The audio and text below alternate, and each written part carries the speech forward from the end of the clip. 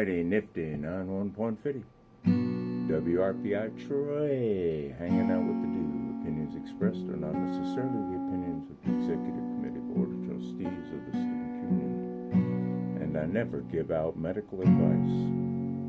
Medical advice is best left to those that are qualified to give it, and that is not me. Yeah. Hanging out with me is, well, what is it? I don't know. It's something. I'm like an inflamed boil on the buttocks of the universe.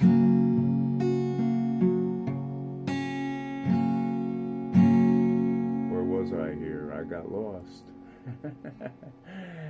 I just returned from the laboratory where I was mixing up a concoction in the bathtub. Some love potion. I'll tell you a funny story about Albert Einstein. When Albert Einstein was making rounds on the speaker circuit way back in the day, he found himself eagerly longing to get back to his laboratory. And one night as they were driving to yet another rubber chicken dinner, Einstein mentioned to his chauffeur, a man who somewhat resembled Einstein in looks and manner, that he was tired of speech making. And the chauffeur replied, "I have an idea, boss. I've heard your speech so many times, I bet I could give it for you." And Einstein laughed loudly and said, "Why not? Let's do it." And when they arrived at the dinner, Einstein donned the chauffeur's cap and jacket and sat in the back of the room, and the chauffeur gave a beautiful rendition of Einstein's speech. He even answered a few of the questions expertly. Then a supremely pompous professor asked an extremely esoteric question about antimatter formation, digressing here and there to let everybody know in the audience that he was nobody's fool. And without missing a beat,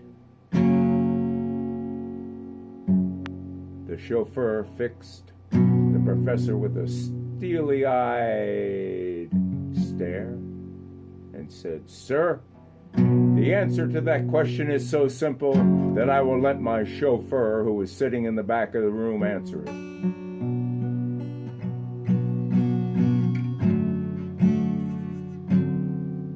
In a small town where the fields stretch wide,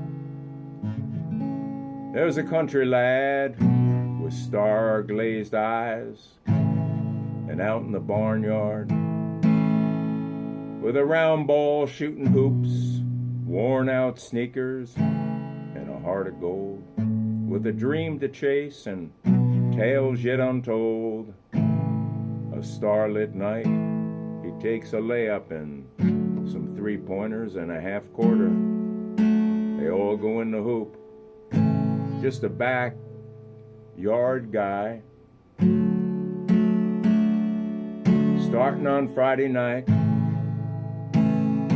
with his high school passion for the basketball game, standing tall through the heights of the laws, and here and there, Iowa for sure, a country boy just chasing a basketball. In small towns everywhere, as school starts up, star-yard lads shooting hoops in their backyards,